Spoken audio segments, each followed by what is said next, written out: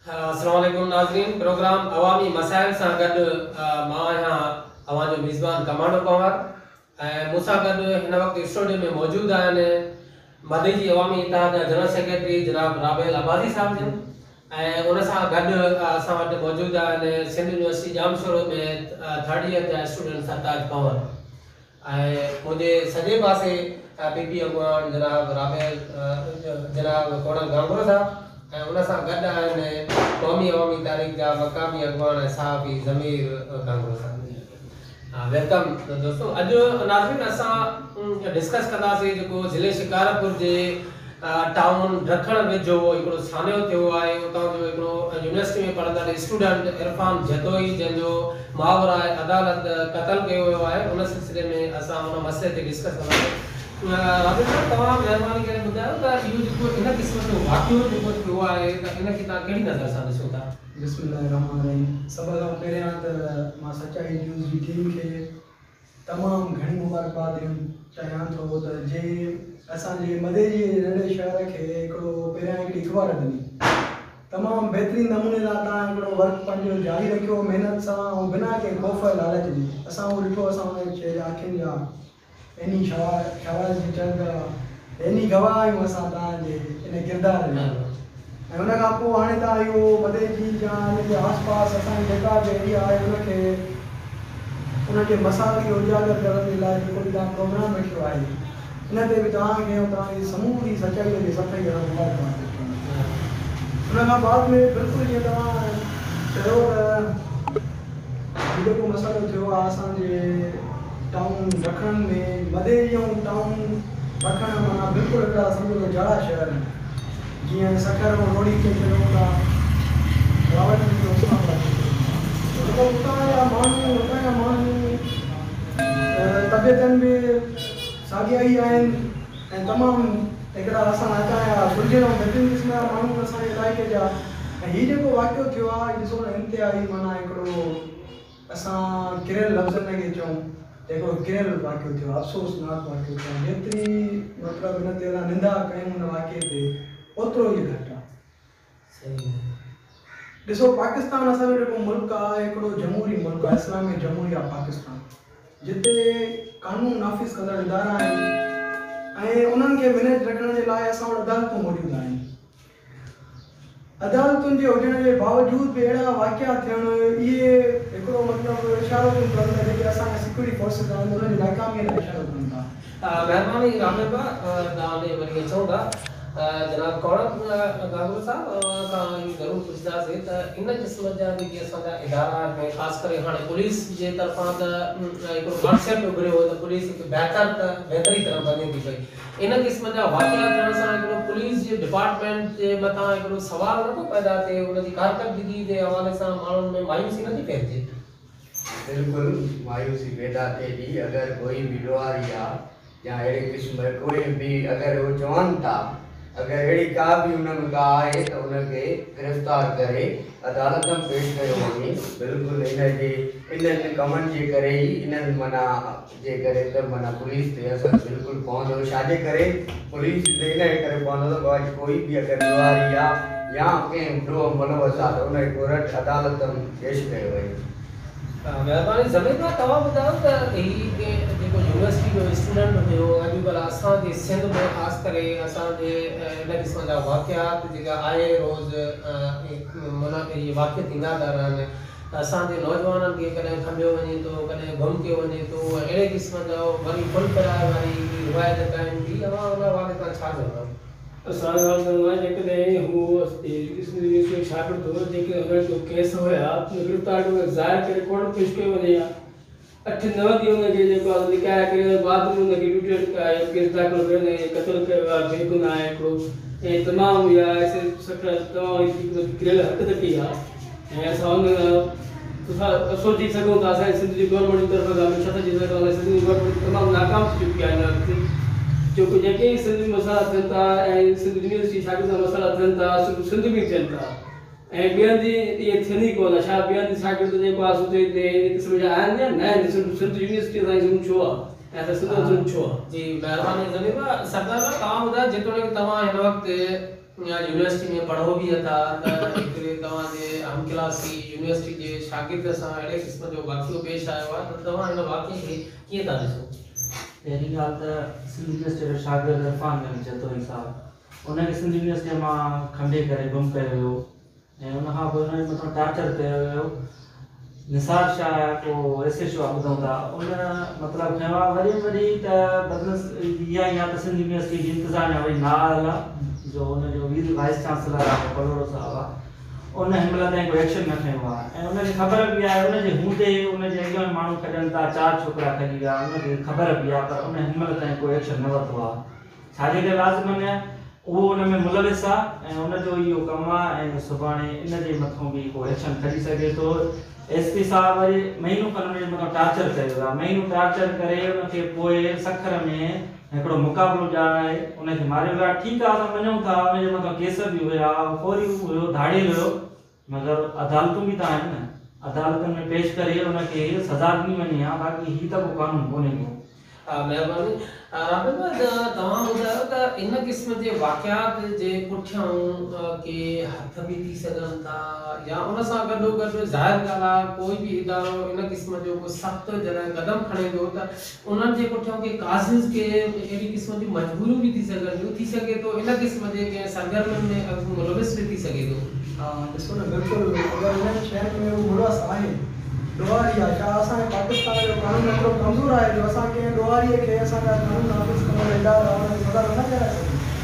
बिल्कुलु अगरि तव्हां सबूत आहिनि हुनजे ख़िलाफ़ु जेको ॾोहारी आहे हर शइ तव्हां वटि आहे न पंहिंजे मुल्क जी तव्हां हुनखे सज़ा ॾियारायो छा तव्हांजो पंहिंजे बि कोर्टुनि ते एतबार कोन्हे को जंहिं कोर्टुनि में असां सभिनी इंसान घुमूं था उतां मतिलबु तव्हां मरीज़ थी वेठा आहियो त पोइ इहो क़ौम खे कहिड़ो मिसाल थो ॾिनो वञे। ऐं ॿी ॻाल्हि तव्हां चई जेको त हिन जे पुना ते हथ थी सघनि था मां अफ़सोस आहे मूंखे हिकिड़ी ॻाल्हि इहा बि चवणी थी पए त हिकिड़ो माइंड सेट आहे जेको पुलिस ऑफिसर आहे हाणे मां हुन ॾींहुं इरफान साहब जो इंटरव्यू बि ॿुधो जेको हू ॾेई टाइम न्यूज़ वारे खे त हुन में उहो चयो ॾिसो माण्हू सपोर्ट था कनि ॾोहारीअ खे माण्हू ॾोहारीअ खे सपोर्ट नथा कनि असां हुन जा जेके बि के ग़लति कम हुया या न हुया असांखे न ख़बर जो हुयसि बि असां हुनजे कंहिं बि ग़लति कम खे सपोर्ट कोन था कयूं। असां जेका निंदा चऊं था जेका असांखे एज़ अ क़ौम तकलीफ़ पहुती आहे उहा इहा पहुती आहे त तव्हांजो माइंड सिर्फ़ु ईअं सेट आहे त तव्हां पंहिंजे सिंधी नौजवाननि खे ॻोल्हे मारियो था कंहिं ग़लतीअ जे करे। छा उज़ैर बड़ोज खां वधीक गुनाहगार हुयो हुई उज़ैर बड़ोज जो ॾिसो मतिलबु 800-900 केस दाख़िल हुया आस्ते आस्ते सभु केस ख़तमु था थियनि उन्हनि खे बि तव्हां कोर्टुनि में पेश था कयो। छा कुलभूषण जेको असांजो दुश्मन आहे इंडिया जो हिकिड़ो असां एजेंट पकड़ियूं था उनखे बि कोर्टुनि में पेश कयूं था। बाक़ी माना असां सिंधी नौजवाननि जो एतिरो कसूर आहे जो पुछणो न आहे बसि गोली वञणी आहे आफ़र ऐं फुलफार त हिनखे असां ईअं था ॾिसूं कि हिकिड़ो असांजे ऑफिसरनि जो जेके असांजा सिंधी ऑफिसर आहिनि न ख़ासि करे उनजो माइंड बि वॾे को माइंड सेट थी वियो आहे भले हू CSS पास करे था अचनि हिकिड़ा मतिलबु महिनत करे था अचनि पर जेको हुनजो माइंड आहे न उहो वॾे को माइंड आहे जंहिंजो सिर्फ़ु ज़ुल्म जेको आहे सिंधी क़ौम ताईं पए थी आहे। महिरबानी गौरव तव्हां जेतोणीकि पीपल्स पार्टी तां बिलोंग कयो था पीपल्स पार्टी हिन वक़्तु इक़्तिदार में आहे ऐं मुसलसल 13 साल आहे उनखे 14 साल मुसलसल इक़्तिदार में आहिनि त पुलिस सिस्टम खे अञा ताईं उहे बहितर न करे सघिया आहिनि तव्हांजी पार्टी जी कारकर्दगी त इहा ई आहे। बिल्कुलु सिंध गवर्नमेंट कमु करे पई वज़ीर आला सिंध मुराद अली शाह कमु करे पियो इंशाअल्लाह आस्ते आस्ते जेको आहे न तब्दीली ईंदी कहिड़ा आहिनि कारियूं ॾिठा हुन मौजूदु पर CM सिंध जेको आहे बहादुर माण्हू आहे इंशाअल्लाह ताला आस्ते आस्ते सिंध पुलिस में तब्दीली आणींदो ऐं बहितर थींदी इंशाअल्लाह। ज़मीन बस तव्हां महिरबानी करे ॿुधायो त ही जेके हिन क़िस्म जो वाक़ियो थियण खां पोइ असांजा हितां जा जेके सियासी अॻुवान आहिनि उन्हनि जे तरफ़ां को रद्द अमल न आयो आहे। असांजा जेके सियासी अॻुवान आहिनि त उहो सिर्फ़ु पंहिंजी बंगलनि ताईं महदूद आहिनि उन्हनि खे उन्हनि असांजे सियासी अॻुवान सिंध जी हथरात तालीम दबाव उन्हनि की आहे सभ खां पहिरियां छो त जेकॾहिं सिंध जी तालीम ऐं सिंध में शोर ईंदो त वधीक निज़ाम तबाह थींदो ऐं हुननि जी बंगलनि जी हाज़िरी केरु कंदो सिर्फ़ु पंहिंजे बंगलनि खे आबाद करण लाइ सिंध जी तालीम हथरात तबाह कई आहे कि सिंध में सरकारी ऐं गैरी मुल्की जो निज़ाम आहे जेसिताईं उन ख़तमु न थींदो तेसिताईं सुधार इन क़ौम में न ईंदो। जेको अॼु ख़ासि करे जेका मुतासिर धुर आहे जतोई बिरादरान आहिनि उन्हनि कोट दुरानी गढ़िया सिंह जे साम्हूं एहतजाजी कैंप क़ाइमु कई आहे सुबुह खां वठी हिन वक़्तु बि उहे उते वेठल आहिनि उन्हनि जो मौक़िफ़ इहो आहे त आगा सिराज खान दुरानी जेको असांजो मुंतख़ब MPA बि आहे असां उनखे वोट ॾेई करे उनखे अॻिते आंदो आहे उहे हिन वक़्तु स्पीकर बि आहिनि सिंध असेंबली जा त उन्हनि हिन वक़्तु ताईं को असां सां राब्तो ई न कयो आहे त उन हवाले सां असां उन्हनि खे एहतजाज उन्हनि जे जेको हाउस ते करणु आहियूं त अवां इन अहिड़े क़िस्म जे उन्हनि जे कारकर्दगी खे जेके असांजा सियासी हितां जा नुमाइंदा आहिनि उहे कहिड़ी नज़र सां ॾिसो था सर बिल्कुलु सियासी मौत जी निशानी था चई सघूं था जेको तव्हां ॾिसो न माना हिकिड़ो मुंतख़िब नुमाइंदो आहे तव्हांजो मुसलसिल 13 सालनि खां वठी MPA असां हिते कयो ठीकु आहे ॿियो दुनिया खे ख़बर आहे करोज़ बिरादरी जेका बि आहे पीपल्स पार्टीअ खे हिननि वोट कया सरेआम कया मतिलबु उहे अला साहब हुया डायरेक्ट वोटर आहिनि हाणे मतिलबु हू पंहिंजे वोटरनि जो तक वारा त परे जी ॻाल्हि थी वई पर पंहिंजनि वोटरनि जो मसइलो बि हल नथो करे सघे ऐं हू माना नथा ॿुधे तरी एहतजाज थो थिए त हू ॿिए तक ते हुनजी कहिड़ी नज़र हूंदी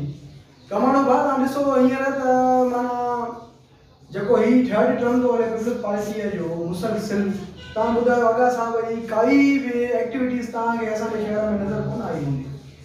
का स्कीम न मिली आहे कुझु बि न मिलियो आहे तक जे MPA जे तरफ़ां इहो अफ़सोस इहा सही ॻाल्हि आहे उन्हनि खे एहतजाज करणु घुरिजे त राबेला जेको हिन वक़्तु जेके असांजो MLA बि आहे उज़बेकिस्तान ॿाहिरि उन्हनि जी का निगाह न कई वई आहे उन्हनि जे बंगले ते बि एहतजाज करे सघिजे पियो उनखां अलावा असांजा कमालिया साहिबान आहिनि उहे बि हिन वक़्तु इक़्तिदारी दौर जेका पीपल्स पार्टी आहे उन्हनि जा जनरल सेक्रेटरी आहिनि हितां जा जेके आहिनि उहे मज़बूत आवाज़ आहिनि उन्हनि जे बंगले ते बि एहतजाज करे सघिजे पियो आख़िर उन्हनि जेको आहे आगा सिराज दुरानी जे बंगले ते एहतजाज कयो आहे इन जी छा वजह सम्झंदा इन जी वजह इहा ई आहे त हू वोटरनि हुया हू उन कमालियनि साहिबान जा वोटरनि जो उनखे सम्झी वञनि पिया चाहिनि न ई उहे पोइ थी सघे थो महर साहब जा वोटर आहिनि जो उन्हनि ॾे बि नथा वञणु चाहिनि हू वञणु था चाहिनि मतिलबु आगा साहब जे बंगले ते पोइ न मिलियो आहे हू तॾहिं उहे एहतजाज था कनि त मतिलबु उन्हनि जो उन्हनि सां ई रिश्तो रहियो आहे हिकिड़ो वास्तो रहियो आहे आगा साहब खे उन्हनि जी मालिकी करणु घुरिजे पंहिंजे तक जो अवाम घुरिजे तक जे अवाम खां अलावा उन जा ख़ासि वोटर आहिनि सियासी धुरियूं आहिनि हितां जूं उन्हनि मां को बि माण्हू उन्हनि जा ताज़ियत जे लाइ बि न वियो आहे त इन जी छा वजह थी सघे थी त को बि हितां जो सियासी नुमाइंदो या मुंतख़ब नुमाइंदो जेको असांजे ज़िले शिकार जेतोणीकि पूरी सिंध जे कुंड कोश मां माण्हू आया आहिनि हिन वक़्तु बि अती नायाब सरकश नायाब बि आई उन खां अलावा कादरो चांदो साहब बि आयो हुयो त ॿिया बि माना खोड़ सारा माण्हू अचनि था हितां जो कोई बि माण्हू जेको आहे उहो न वियो आहे उन जी छा वजह थी सघे साईं हिननि जी वजह जी इहा ई चई सघूं था त इहा सियासी नाबालिगी आहे सम्झो था छो त असांजो माइंड सेट हूंदो आहे हीउ मुंहिंजो मुखालिफ़ आहे हिन ॾे न आहे पर माण्हू वॾी दिलि कंदो न अगरि मुखालिफ़ ॾे वक़्त मां पहिरियां भरे वियो त मुखालिफ़ नज़र सां हुनखे न ॾिसंदो राबित साहब जेतोणीकि कुझु धुरियूं इहे चवनि पियूं त जेके हितां जा मुंतख़ब नुमाइंदा आहिनि सियासी धुरियूं आहिनि उहे इन करे बि नथा वञनि त कंहिंजो कॉन्सेप्ट न उभरे त हू ॾोहारनि जी सपोर्ट कंदड़ बंगलो आहे हिन क़िस्म जो को दाग़ धको न लॻे इन शइ खां बचण लाइ न विया आहिनि इहा बि त वजह थी सघे असां निगाह था कयूं जे अगरि हू ॾोहारी आहे त असां कंडेम था कयूं ठीकु आहे पर जहिड़े तरीक़े सां 8 डिसंबर ते हुनखे खंभे इंटरनेशनल हॉस्टल जामचोरो मां खंभियो वियो आहे हिकिड़े शागिर्द खे सम्झो हिकिड़ी ॻाल्हि क़ौम ॾे मैसेज कहिड़ो थो वञे ॾोहारीअ खे अगरि तव्हां खणो था तव्हां ख़बर आहे 22-23 केस आहिनि त हुनखे तव्हां मारे ॾींदा हुनखे 22-23 केसिस आहिनि त हुनखे तव्हां गिरफ़्तार करे अदालतुनि में अहिड़ो सोढ़ो कयो जो 8-10 सालनि जे लाइ अंदरि हलियो वञे ॿाहिरि ई न निकिरे त मतिलबु असांजो निज़ाम जा कमज़ोर आहे बाक़ी इहा ॻाल्हि काई कोन्हे का जे हिकिड़ो मुंतख़िब MLA आहे या MPA आहे पर तक जे अवाम में दुख सुख में वञे थो त असां तासुर करंदा हली बाबा तासुर बि असां करंदा हली तक जा माण्हू त बाबा फलाणो बोता हीअं थो करे असांखे ॾिसो न जेकॾहिं अगरि तव्हां कंहिं बि ॾुखे वक़्त में कंहिं ग़रीब खे वञो था त तक वारनि जी दिलि ख़ुशि थींदी असां उनखे वेलकम कंदा राबित भाई हिन वक़्तु जेतोणीकि असां एहतजाजी कैंप खां थी अचूं था हिते मोटिया आहियूं त उते कुझु ॻाल्हियूं अहिड़ियूं बि हैरतनाक असांखे ॿुधण में आयूं त एहतजाजी कैंप कोट दुरानी जी मेन गेट ते एहतजाजी कैंप क़ाइमु आहे त उहो उन्हनि मुतासिरीन सां को बि बंगले जे तरफ़ां को उन्हनि सां हमदर्दी जो इज़हार करणु मुस्तक़िल आहे ठीकु आहे उन्हनि इहा ॻाल्हि कई आहे आगा साहब फोन ते हींअर राब्तो कयो आहे पर फोन ते कोई नुमाइंदो उन्हनि जो कोई बि पार्टी जो खणी सघे थो ऐं हथा उन्हनि खे पाणी इंतज़ाम थियणु घुरिजे या अहिड़े क़िस्म जूं भयानक शयूं बि ॿुधण में आहियूं मां छा चवंदो त अहिड़े क़िस्म जी असां हुन रिवायत जेकॾहिं क़ाइमु कंदी त पोइ माफ़ कजो मां तव्हांखे हिकिड़ी शइ ॿुधाइण थो चाहियां त इहे मतिलबु हिन मां इहो मैसेज थो वञे असांखे एज़ अ समाज जी कारकुन या तमामु सभिनी खे इहो मैसेज थो वञे त आगा साहब सां पंहिंजा ई माण्हू सचा न आहिनि जेकर आगा साहब उन जी सियासत सां बंगले वारा सचा हुजनि हा त हुननि खे वेलकम कनि हुननि खे इंतज़ारु करणु न ॾियनि हा उन इंतज़ारु करण वारनि खे पंहिंजे सीने सां लाहिनि हा हुननि खे एतिरी दिलजाए ॾियनि हा त तव्हां हर जाइज़ मसइला हल करे सघंदा पर छा आगा साहब खे ईंदड़ इलेक्शन में न आहे उथिणो बिल्कुलु उथिणो आहे जेकर न आहे उथिणो त पोइ अहिड़ियूं आगा साहब 12 हरकतूं करे सघे थो बाक़ी न त जेके हथ में बंगलो आहे या बंगले जे बाबू आहिनि उहे आगा साहब जा सॼण नथा थी सघनि गौरव साहब तव्हां ॿुधायो जेतोणीकि तव्हां पीपल्स पार्टी तां बिलोंग कयो था हिकिड़ी मुतासिर धुर कोट दुरानी जेको सियासी हिकिड़ो अॻुवाण जो बंगलो आहे त उते उन्हनि सां मुतासिरनि खां को मिलण लाइ तयारु कोन्हे को पार्टी जी कारकर्दगी जेकर इहा रही त पोइ तव्हां पार्टी वारनि सां माण्हू कीअं हलंदा बिल्कुलु पर इहा ॻाल्हि असां आगा साहब हुननि मां टेलीफोन में राब्तो कयो टेलीफोन में राब्तो कयो पर पॉइंट में ॾिसणु खपे हुननि मां वञी यादि कजे न हुननि मां मिलनि हा इहा वाक़ई तव्हां ॻाल्हि सही आहे त हुननि सां मुतासिर जूं ॻाल्हियूं ॿुधनि अगरि जे ॿुधनि हा त थी सघे थो एतिजाज जो लॻनि हा बिल्कुलु पाकिस्तान पीपल्स पार्टी या आगा साहब जेको आहे बिल्कुलु उन्हनि मां राब्तो कयो आहे फोन ते ऐं उन्हनि खे दिलजा ॾिनी चई जेको तव्हां जहिड़ी मसइलो आहे इंशाअल्लाह ताला हल कंदा ज़मीर साहब तव्हां ॿुधायो न हीअ जेकी असांजा कोई बि सियासी जेके अॻुवान आहिनि उन्हनि मां हिते MNAs आहिनि 3 MPs आहिनि त उन्हनि मां या उन्हनि जे बंगलनि जा के जेके उन्हनि जा PAs आहिनि या उन्हनि जा जेके प्रेज़ेंटेटिव आहिनि उन्हनि मां को माण्हू वञी सघे को दुआ करण बि न वियो आहे असांखे अफ़सोस सां चवणो थो पए हुननि खे अवाम जी तकलीफ़ुनि कॾहिं महसूसु कई न आहे हुननि सिर्फ़ु पंहिंजी वफ़ाद ख़ातिर जॾहिं इलेक्शन वेझी आहे तॾहिं उन्हनि खे दुआऊं बि यादि पवंदियूं हर ॻाल्हि मां यादि पवंदी आहे बाक़ी इलेक्शन थियण खां पोइ अवाम मरे थो बचे थो कीअं थो जीए उन को तालुक़ु ई न हूंदो आहे हिन वक़्तु ॾिसो था सिंध गवर्नमेंट केतिरी सिंध में महांगाई आहे बदमूगी आहे हितां शातक जा MP में एतिरा कमज़ोर आहिनि जो अमल था कराए सघनि महिरबानी तव्हांजी दोस्त तव्हां जेको असांजे इन स्टूडियो में तशरीफ़ फरमायो नाज़रीन वरी 2-3 ॾींहंनि खां पोइ नए उनवान सां गॾु अव्हां जे साम्हूं हाज़िर ख़िदमत थींदासीं तेसिताईं ॾियो असांखे इजाज़त ऐं असांजे हिन प्रोग्राम जे मुतालिक़ ज़रूरु आगाह कजो तव्हांखे असांजो हीउ प्रोग्राम कीअं लॻो फीडबैक ज़रूरु ॾिजो महिरबानी तव्हां खैर नाज़रीन मज़ीद खबरें और अपडेट्स के लिए देखते रहिए सच्चाई न्यूज़ आप हमारी खबरें किसी भी वक्त YouTube, ट्विटर और फेसबुक पेज पर सच्चाई न्यूज़ स्पेल है SACHAI स्पेस NEWS लिखने के बाद सर्च करके देख सकते हैं।